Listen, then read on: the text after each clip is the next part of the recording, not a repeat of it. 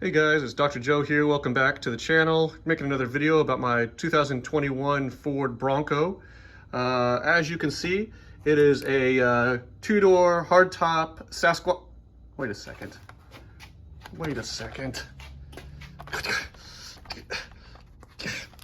It's broken. Jeez, what a thing to happen. How embarrassing. Let me fix this for you guys. Hold on. Oh, there we go. All right, so there it is. My 2021 Big Bend Edition Ford Bronco Sasquatch two-door hardtop. Did I say two-door already? I can't remember. It's got sorts of labels. I know she's really dirty. It's pollen season here in Texas, so you'll have to forgive me for that. But today I just wanted to do a quick walkthrough, as I promised, about the engine. The engine is really kind of different, so I wanted to just kind of do a quick walkthrough so you can see all the different parts to it. It's just something I wish I had seen ahead of ownership, just so I could know and, I don't know, geek out about. So let's have a look at that engine. All right, here we go. So as I was saying, 2.7 liter twin turbo, and it's otherwise stock. I got a couple little performance mods. I don't know if you can call them mods. If you saw my other video, I just dropped a K&N filter into the airbox, and then I've also got a video of the exhaust fire up. I've actually got, I just took the muffler off, and it's kind of just a dump exhaust now. It goes the full length of the truck, but then just does a straight dump without any kind of muffling. So it sounds really good, especially at low revs, but it is pretty loud. And that's it for performance at the moment. So I just kind of walk through a basic layout. I want to kind of work front to back. So obviously, here's the battery like so, and then one of the fuse boxes. I do have all these wires here, actually running a whole lot of lights, which I was going to do a separate video for as well. So I've got a light bar just here, pocket lights down here on the front right and left, and then I've also got some pod lights on the A-pillars over here. If you follow the wiring, you're probably seeing this train wreck that's going on right here with exposed wires like this. This is because there's a third light that I'm going to run in here. It's not connected to anything at the bottom end, not connected to anything back here, so I don't have a powered wire just waiting to short out. I just put them there because I know I'm gonna put a third pair of lights down at the bottom. So nobody panic, don't call me out on that. I know the wires could be tucked a little bit better, I'll work on that. But fuse box, we're walking through here, just different things that I think kind of look different. So what really threw me off is the turbo piping. So let me come around. So here's the front, here's the shroud for the radiator, intake like so, a snorkel like this, and there's the air box. As we come around this way, here's the coolant reservoir here. I'm actually running a little bit low. Supposedly that's a problem with these new ones, is they actually can run low quickly, so I'm gonna have to top that off.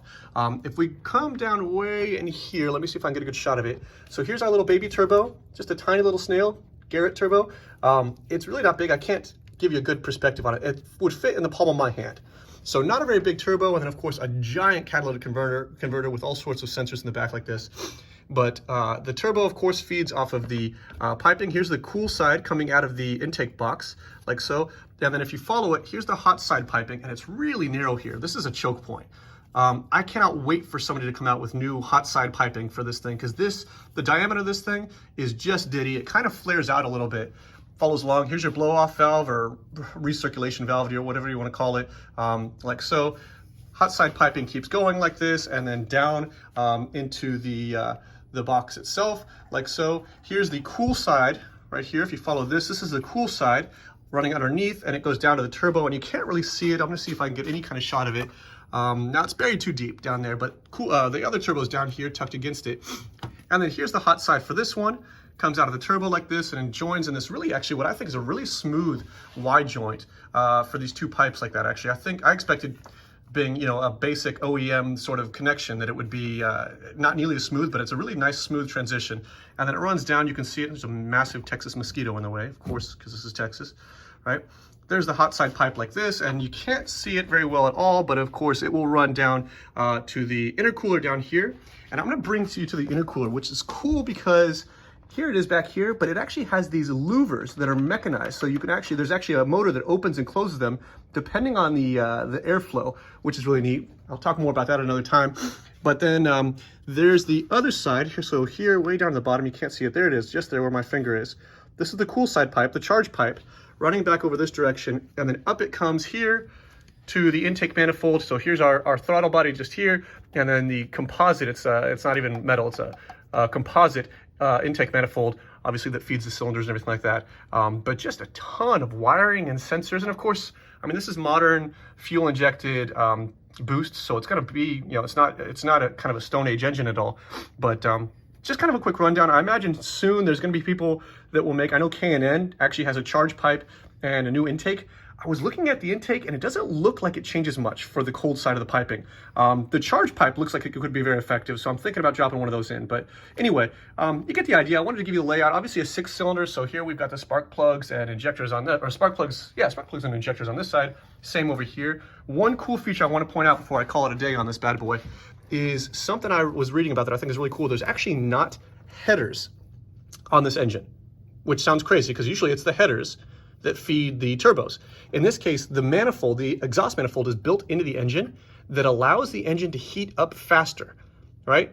So this is fed directly out of the engine itself, which allows everything to come up to heat or come up to temperature and spool up faster, which is great for performance, but also, of course, creates complications for cooling issues.